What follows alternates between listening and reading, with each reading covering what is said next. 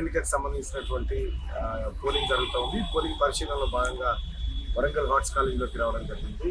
So మొత్తానికి గతానికి భిన్నంగా ఎన్నికలు కనిపిస్తూ ఉన్నాయి. ఈ ఎన్నికల్లో ప్రధానమైనటువంటి అంశాలు కొన్ని తెరపైకి వస్తూ ఉన్నాయి. ఒకటి, కేటీ రామారావు గారు విచ్చలవిడిగా డబ్బులు ఖర్చు పెట్టి ఈ ఎన్నికల్లో పట్టభద్రులను మభ్యపెట్టాలనేటువంటి ప్రయత్నానికి విఫలయత్నం చేసింది. కానీ పట్టభద్రుల నుంచి ఎలాంటి స్పందన రాకపోవడంతో చాలా చోట్ల టీఆర్ఎస్ పార్టీ చేతులు ఎత్తేసినటువంటి పరిస్థితి వస్తూ ఉన్నాం. ఇంకా రెండో అంశం, పట్టభద్రులను పల్లి బఠానీ కావాలని చెప్పి విమర్శించినటువంటి కేటీ రామారావు అభ్యర్థికి, అలాగే పట్టభద్రులు అంటే మాకు దేవుళ్ళు, పట్టభద్రులు అంటే మాకు గొప్పవాళ్ళు అనేటువంటి మాట ఏదైతే ఉందో అది ఏం చేసేటువంటి మాట.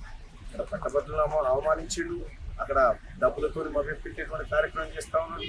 ఇంకో వైపు చూస్తూ ఉంటే వాళ్ళ అభ్యర్థికి సంబంధించినటువంటి అంశం ఏమైనా చేయగలుగుతారంటే ఏం చేయలేరు.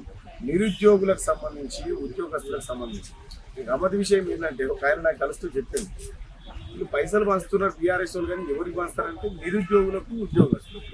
వాళ్ళు కోపమే ఉండే, వీళ్ళు కోపమే ఉండాలి. తీసుకొని ఎటేస్తారంటే ఎటు తెలియనటువంటి పరిస్థితి. ఇలా TRS party, Bharatiya Janata party ఎట్లా చేద్దామన్నా అని ఒకరి పేయి ఒకరికి ఒప్పుకుంటున్నటువంటి పరిస్థితి.